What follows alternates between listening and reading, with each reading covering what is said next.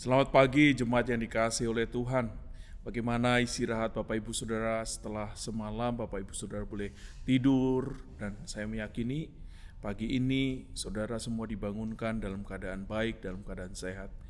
Nah, dalam suasana masih Paskah, saudara tentunya mengingat bahwa hanya dengan karya salib maka saudara kemudian mendapatkan pengampunan, dan saya pun juga mendapatkan hal yang sama. Karena salibmu, kita pujikan pujian ini.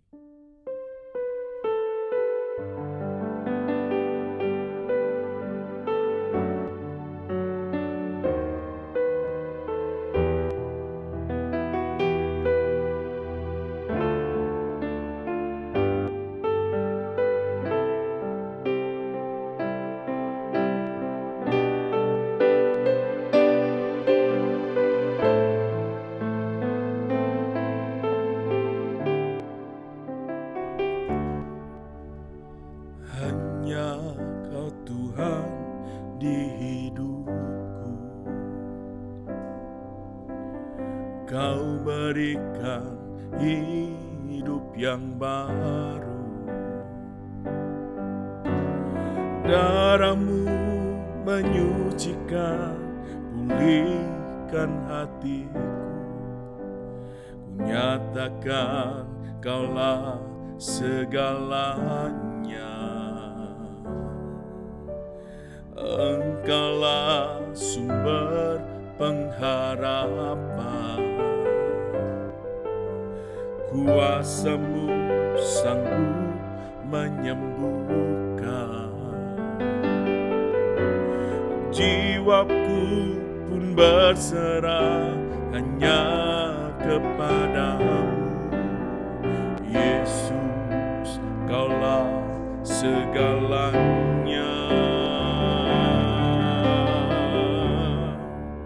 Karena salib-Mu ku hidup, karena salib-Mu ku menang. Engkau yang berkuasa, sanggup untuk melakukan mujizat-Mu. Karena salib-Mu ku hidup, karena salib-Mu ku menang. Engkau yang berkuasa, sanggup untuk melakukan mujizat-Mu di hidupku. Kita pujikan pujian ayat yang kedua. Engkaulah sumber pengharapan, kuasa-Mu sanggup menyembuhkan. Jiwaku pun berserah hanya kepadamu. Yesus, Kaulah segalanya.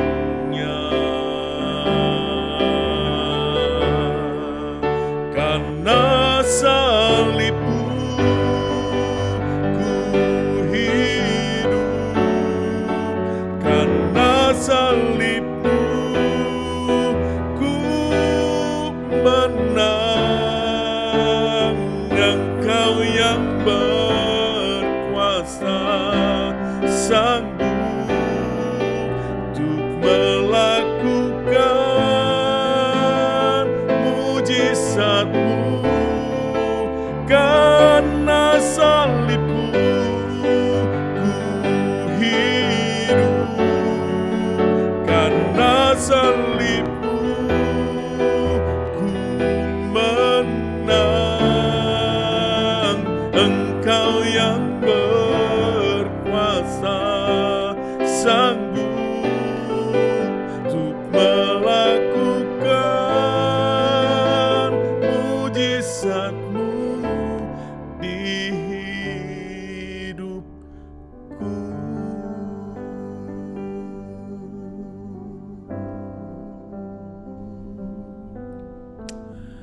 Bapak Ibu yang dikasihi oleh Tuhan, mari pagi ini pujian ini yang mengingatkan saudara dan saya tentang pengampunan, sekali lagi menolong untuk kita memasuki waktu teduh ini.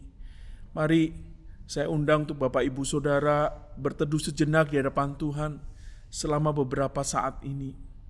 Karena sesungguhnya waktu-waktu inilah Bapak Ibu Saudara boleh pergunakan untuk berbicara dari hati ke hati kepada Tuhan. Berbicara dengan segala kerendahan hati kepada Tuhan. Dan jikalau ada hal-hal yang kemudian saudara harus kemudian bicarakan, naikkan, mari naikkan di hadapannya. Saya memberikan waktu-waktu teduh ini beberapa saat ini. Saudara boleh berbicara secara pribadi dan kemudian saya akan memimpin di dalam doa.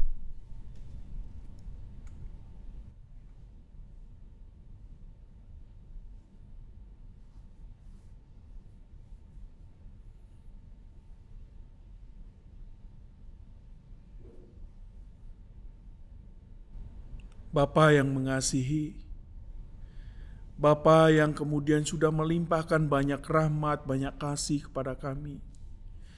Bapa yang kemudian kami peringati beberapa waktu yang lalu dengan kemudian mengutus anaknya yang tunggal, lalu kemudian bersedia menggantikan kami. Karena itu adalah bentuk dari pengorbananmu, kasihmu, sehingga kami yang mati kemudian mendapat hidup. Kami mendapatkan anugerah yang besar. Sesungguhnya harusnya respon kami sebagai orang-orang yang sudah ditebus, orang-orang yang sudah mendapatkan pengampunan, hidup kami jauh lebih baik. Hidup kami jauh betul-betul harusnya berubah daripada waktu yang sebelum kami kenal dengan Tuhan. Sebelum kami kemudian mendapatkan pengampunan. Sebelum kami kemudian tidak pernah kemudian mendengar tentang Tuhan yang mengasihi itu. Dan kami hidup dengan kemudian tidak bertanggung jawab.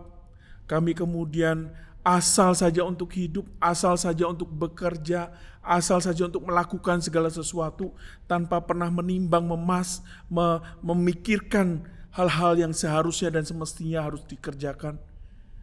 Tetapi kemudian kami mengenal akan kasih itu, pengampunan itu, kami harusnya berubah, meninggalkan manusia lama kami, kemudian hidup di dalam manusia baru kami. Tapi kami jatuh bangun di sana. Kami kemudian tidak bisa mempertahankan performa kami menjadi orang-orang yang sudah dilahir barukan, orang-orang yang sudah mendapatkan pengampunan itu. Kami jatuh bangun di sana, kami melakukan dosa, kami bangkit, kami mendapatkan pengampunan, tetapi kami kembali jatuh. Kami kembali mengakui bahwa diri kami rapuh di hadapan-Mu ya Tuhan. Pagi ini bersama dengan teman-teman kami yang lain, bersama dengan rekan-rekan yang mereka saat ini juga pada pagi hari ini melihat dan kemudian mengikuti ibadah pada pagi hari ini. Kami kembali ya Tuhan datang kepadamu, mengalaskan segala pengharapan dan pengakuan keberdosaan kami, kelemahan kami. Hai demi nama Tuhan Yesus kami berdoa. Amin. Nah Bapak Ibu yang dikasihi oleh Tuhan, kalau kemarin kita sudah mengingat dengan baik berita Paskah, Bapak Ibu Saudara juga diajak kemarin melalui ibadah-ibadah, bahkan di dalam ibadah minggu, Bapak Ibu Saudara ditantang untuk kemudian kembali merenungkan satu buah pertanyaan yang sederhana, siapakah Yesus yang Bapak Ibu Saudara sudah kenal itu. Dan di minggu ini Bapak Ibu Saudara kemudian diajak, nanti besok Saudara akan diajak untuk melihat tentang Allah yang mengampuni, Allah yang sudah mengampuni itu, dan respon seperti apa yang saudara harus kemudian kerjakan. Ketika kemudian bertahun-tahun, sepertinya saudara harusnya mendengarkan berita ini. Apa yang sudah saudara pernah lakukan dan kerjakan. Nah pagi ini saya sedikit berbeda atau berlawanan, berbicara tentang Allah yang mau mengampuni, Allah yang terus senantiasa mengampuni segala dosa dan kesalahan. Tetapi di dalam bagian firman Tuhan yang lain, Bapak Ibu Saudara juga mendapati pembicaraan tentang Allah yang kemudian menyatakan diri bahwa ada dosa yang tidak kemudian pernah bisa diampuni dan terampunkan itu. Nah, ini menarik saudara, karena ini sesuatu yang berbeda dari sisi yang lain. Nah saudara, kepingin saya membacakan bagian firman Tuhan yang terambil dari Matius pasalnya yang ke-12 ayat yang ke-22 sampai dengan ayatnya yang ke-33 ya, atau 32. Saya akan membacakan bagi setiap kita. Demikianlah firman Tuhan. Kemudian dibawalah kepada Yesus seorang yang kerasukan setan. Orang itu buta dan bisu, lalu Yesus menyembuhkannya, sehingga si bisu itu berkata-kata dan melihat. Maka takjublah sekalian orang banyak itu, katanya, ia ini agaknya anak Daud. Tetapi ketika orang Farisi mendengarnya, mereka berkata, dengan Beelzebul, penghulu setan, ia mengusir setan.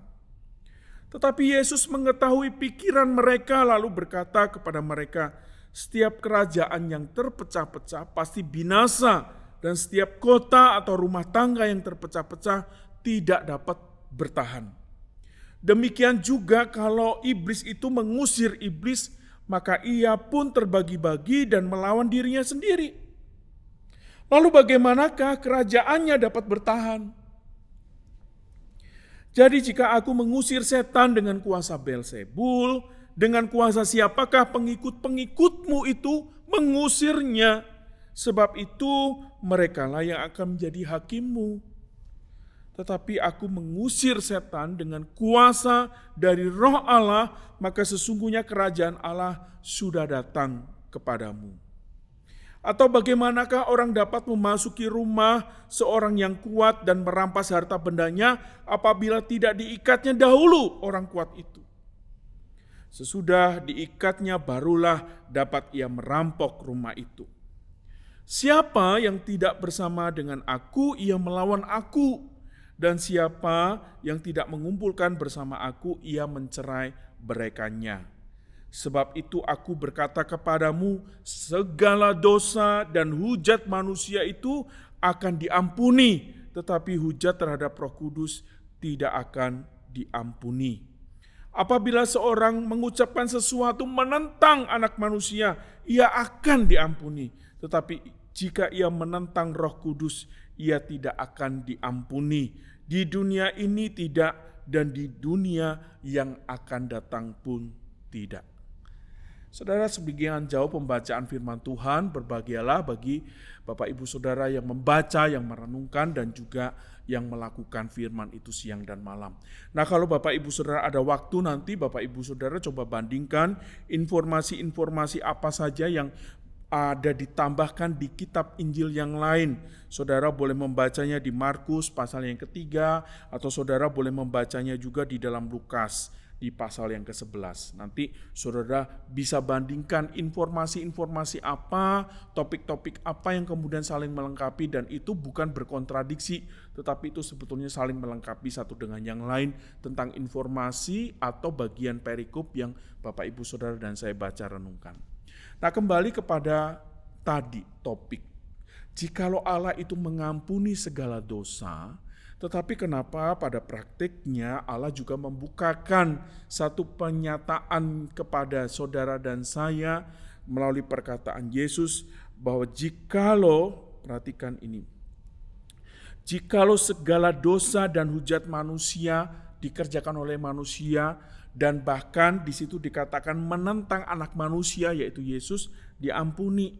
Tetapi kenapa hujat terhadap Roh Kudus tidak akan diampuni? Ini menarik, saudara. Saudara, kalau kemudian saudara perhatikan dengan baik tentang perikop ini, sebetulnya ucapan-ucapan Yesus itu dikhususkan, ditujukan kepada orang-orang Farisi yang pada waktu itu sedang mempertanyakan keilahian daripada Yesus. Artinya begini, jikalau kemudian mereka itu tidak memahami Yesus dan orang-orang yang datang berkeliling di seputar Yesus pada waktu itu juga tidak mengenal Yesus, the real of Jesus, ya, maka kemudian tidak aneh. Lalu kemudian ada orang berkata, maka takjublah sekalian orang banyak itu, dan kemudian mereka berkata, ini agaknya anak Daud. Nah, ada yang menyangka Yesus itu adalah anak Daud. Anak Daud di dalam pemahaman-pemahaman Yahudi seringkali dikaitkan dengan orang-orang yang hebat, orang-orang yang dipakai oleh Allah, orang-orang yang kemudian memiliki kuasa-kuasa yang datangnya daripada Tuhan. Saya pikir ini tidak bertentangan, artinya masih sedikit berbeda, ya. Masih sedikit sama maksud saya. Tetapi sedikit berbeda dan bahkan banyak kali bedanya. Kalau saudara perhatikan dengan apa yang dinyatakan atau dikatakan oleh orang-orang Farisi itu. Dengan Beelzebul, penghulu setan, ia mengusir setan. Seolah-olah kemudian orang Farisi itu kemudian menganggap dan bahkan mendiskreditkan atau bahkan memberikan label bahwa apa yang dilakukan oleh Yesus itu datangnya dari iblis. Datangnya dari setan. Dan kemudian ini berarti berkonfrontasi dengan apa yang dilakukan atau yang dipandang oleh orang-orang di luar sana. Mereka menganggap Yesus itu datangnya dari ilahi. Kuasa-kuasanya datangnya dari Tuhan. Tetapi kemudian orang Farisi itu mengatakan enggak. Sampai saya bersemangat batuk, saudara, ya. Dan dikatakan bahwa orang-orang Farisi itu mengatakan bahwa kuasa-kuasa yang dipakai Yesus itu datangnya dari setan. Bahkan di sini dikatakan bahwa datangnya dari Beelzebul, penghulunya setan.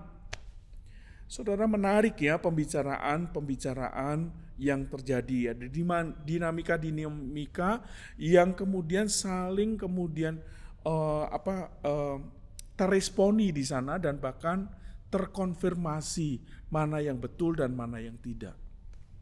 Lalu Yesus dengan santainya kemudian berbicara banyak bahwa kalau engkau menganggap aku ini datangnya dari setan, dari iblis, maka lucu ya, saya mengusir setan, kau mengusirnya dengan kuasa iblis. Lalu kemudian Yesus itu memberikan satu perumpamaan yang sederhana tentang kerajaan, tentang satu rumah tangga atau tentang satu institusi tertentu atau lembaga tertentu. Jikalau kemudian lembaga itu kemudian justru menggembosi kuasanya, kekuatannya, maka kemudian dikatakan maka tidak dapat bertahan lama alias terpecah-pecah. Saudara, itu jelas sudah nggak bisa lagi kemudian perkataan Yesus itu disanggah atau dijawab atau bahkan kemudian membuat orang Farisi itu kemudian bisa berargumentasi kembali atau mempertanyakan kembali. Nah, di dalam kesempatan ini pula saya ingin memperjelas kepada setiap saudara dan saya, jikalau itu pertanyaan-pertanyaan itu perkataan Yesus itu ditujukan kepada orang Farisi. Pertanyaan selanjutnya itu adalah, lalu yang dikatakan oleh Tuhan Yesus bahwa seseorang siapa yang mampu menghujat Roh Kudus?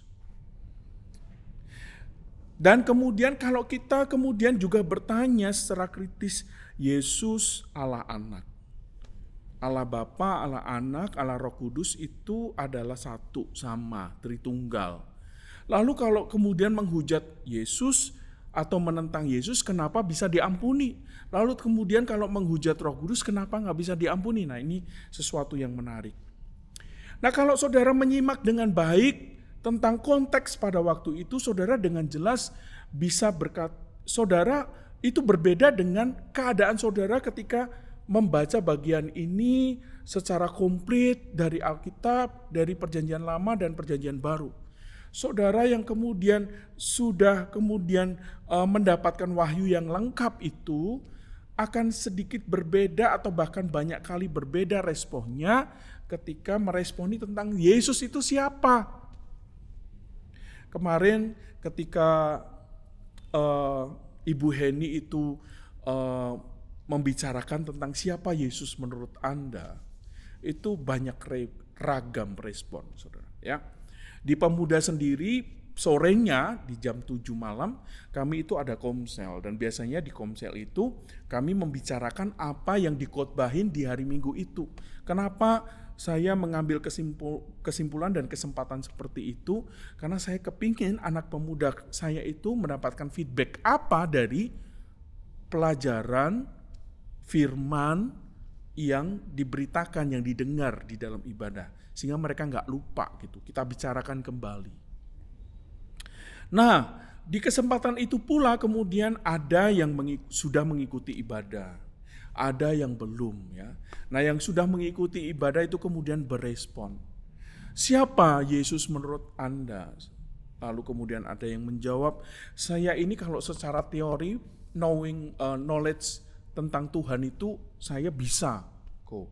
Tapi kalau knowing God, ya, pengenalan lebih dalam tentang Tuhan kayaknya saya perlu belajar lagi.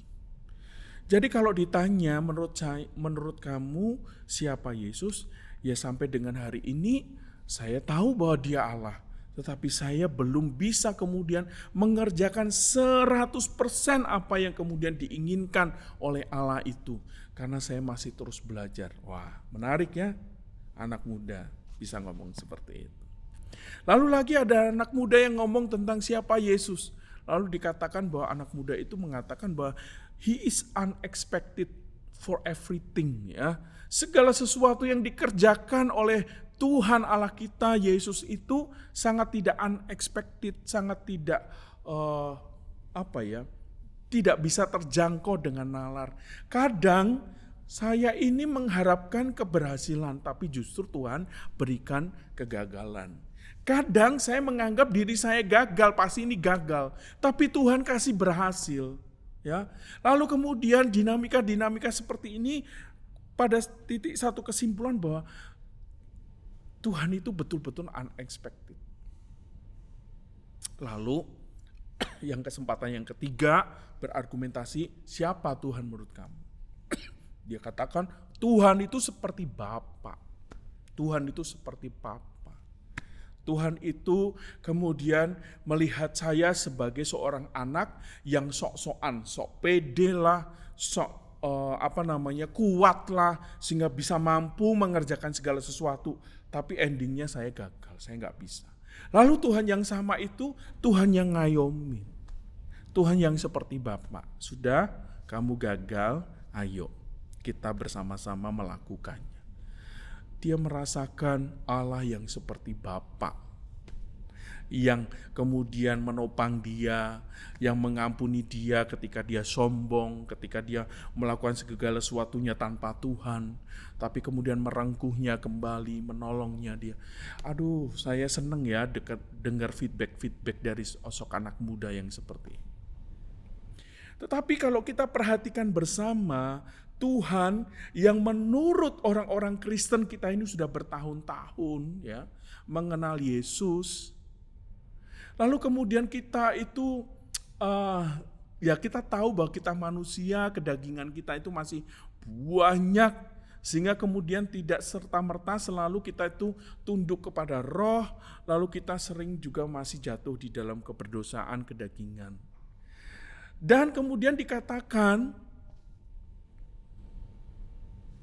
kalau saudara bandingkan orang Farisi yang belum kenal dengan Yesus, lalu orang-orang di sekeliling yang belum juga kenal dengan Yesus, sama saudara yang sudah kemudian membaca Alkitab Katam ya, saudara ini sudah tahun keberapa, kelima kalau nggak salah ya, bicara tentang GBAB.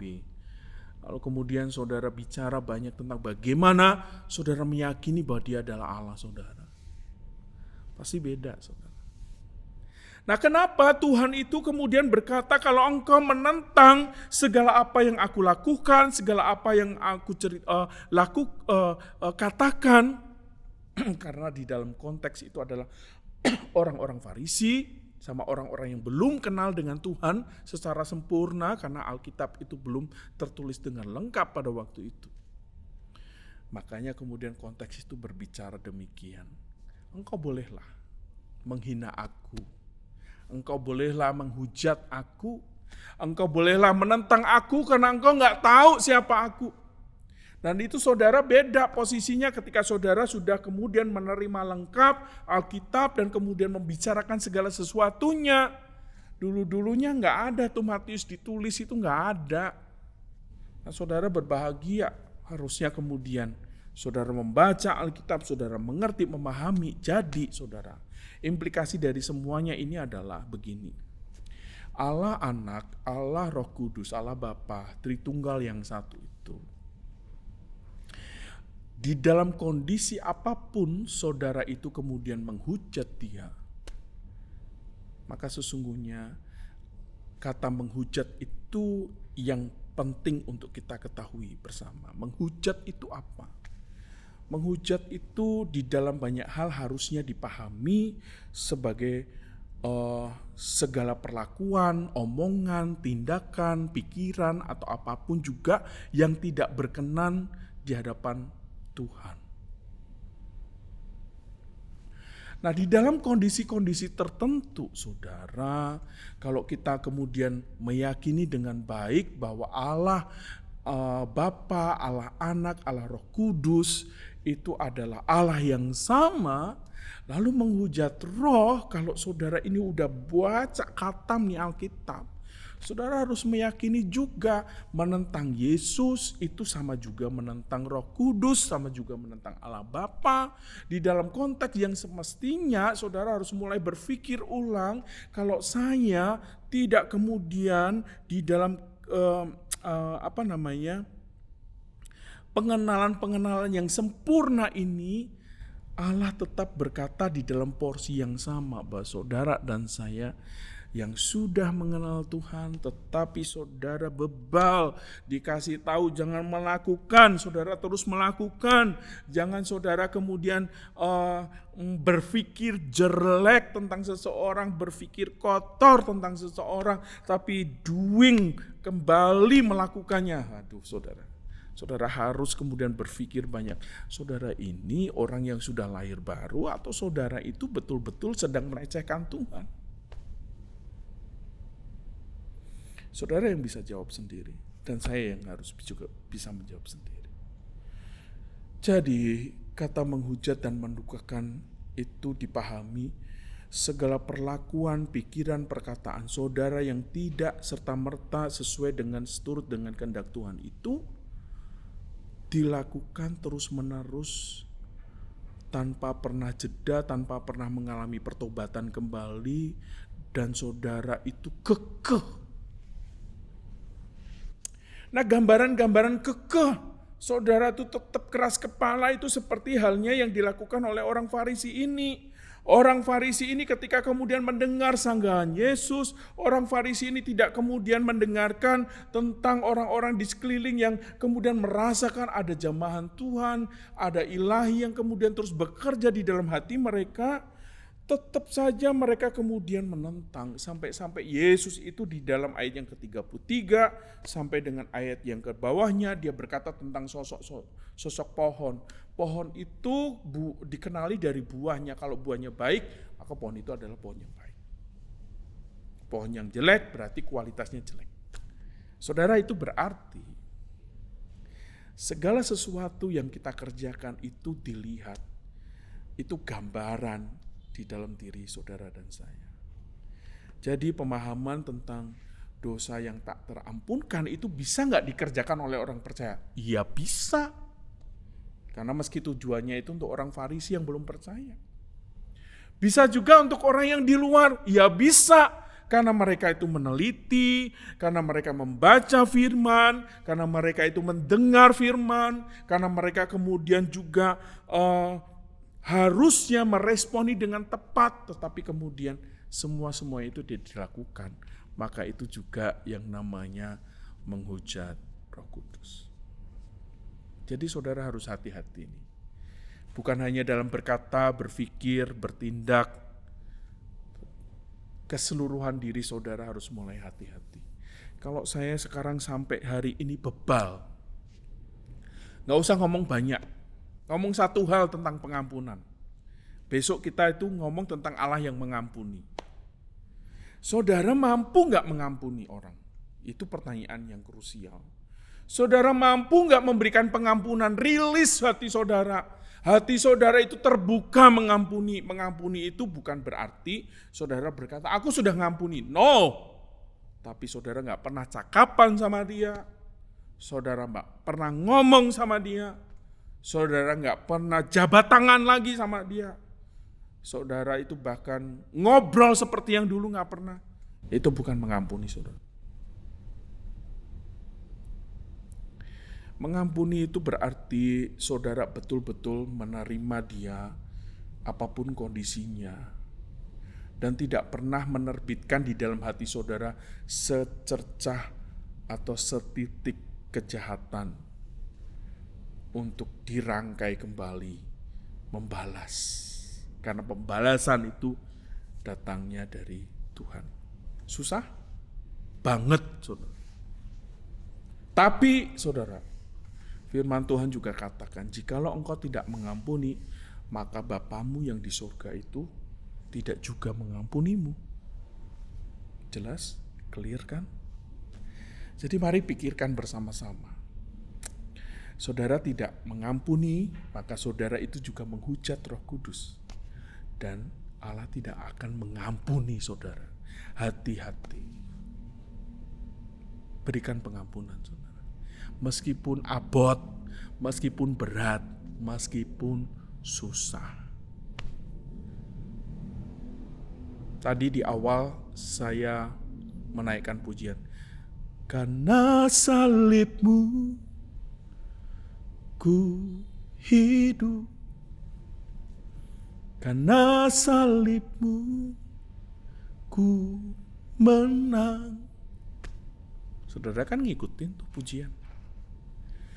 Masihkah saudara secara sadar menaikkan pujian itu? Saudara hidup, saudara menang, atau semua-semuanya? Termasuk memberikan pengampunan. Ini saya bertanya dengan keras kepada saudara yang mengikuti ibadah pada pagi hari ini dan yang menonton tayangan ini secara recording nanti suatu saat. Kerjakan, saudara. Satu hal aja, gak usah muluk. Memberikan pengampunan pada orang tua saudara, saudara, bersaudara yang lain, sahabat saudara, teman saudara, siapapun yang saudara pernah menyakiti hati saudara, berikan pengampunan. Maka saudara menyenangkan hatinya. Amin. Kita berdoa. Bapa yang baik, kami menyadari ya Tuhan, hati kami ini berat ketika ngomong tentang pengampunan. Bahkan ada banyak di antara kami itu langsung cepat mengires, mendelet, menghapus kata mengampuni kalau itu muncul di dalam bacaan-bacaan harian, di dalam firman Tuhan. Karena itu tidak cocok, tidak pas dengan hati yang sudah tersakiti, hati yang kemudian terluka, hati yang sudah betul-betul amat sangat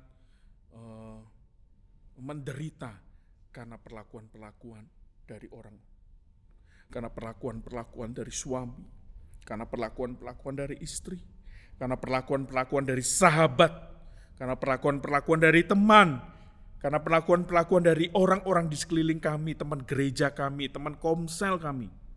Tuhan, tolong kami, berikan hati yang betul-betul mengampuni. Salib-Mu yang sudah memberi hidup, salib-Mu yang memberi kemenangan itu harusnya juga memampukan saya secara pribadi menang untuk mau melakukan dan mengampuni orang lain. Terima kasih ya Tuhan. Kami mau menyerahkan di dalam nama Tuhan Yesus kami berdoa. Amin. Bapak Ibu yang dikasihi oleh Tuhan, sebentar lagi nanti akan ada tayangan-tayangan tentang pokok-pokok doa Bapak Ibu Saudara. Berbicara banyak tentang hal pengampunan. Saya akan kemudian menayangkan, Bapak Ibu Saudara boleh menyimaknya. Kalau tayangan itu terlalu cepat, Bapak Ibu Saudara boleh pause sebentar, simak baik-baik, lalu doakan, dan kemudian Saudara bisa play again dan play again. Selamat bersawaat Bapak Ibu Saudara. Tuhan memberkati weekend saudara, dan sampai jumpa besok kita ibadah bersama. Tuhan memberkati.